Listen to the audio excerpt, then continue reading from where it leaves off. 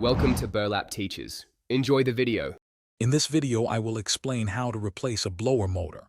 First, ensure your vehicle is off and the parking brake is engaged.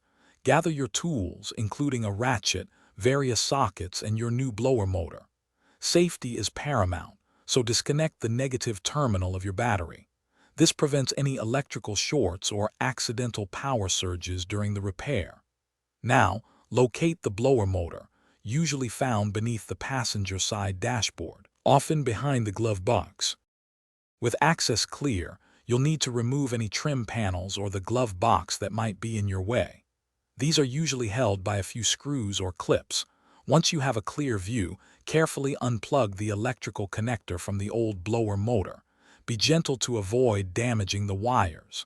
Next, locate the mounting bolts or clips securing the motor. There are typically 3 to 5 bolts. Remove them to free the old unit. Now, take your new blower motor and carefully position it into the housing. Ensure it sits flush and aligns correctly with the mounting holes. Reinsert and tighten the mounting bolts or clips you removed earlier. Once secure, firmly reconnect the electrical connector to the new motor.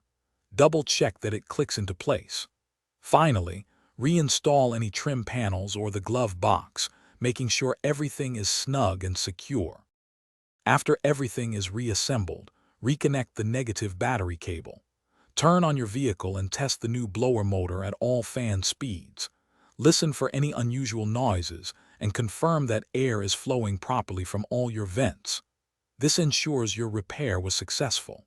For other great deals and to upgrade your clean game with the Shark AI Ultra Robot Vacuum, check the description below for the link and other fantastic offers.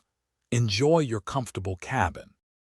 Thanks for watching. Consider subscribing if this video helped you.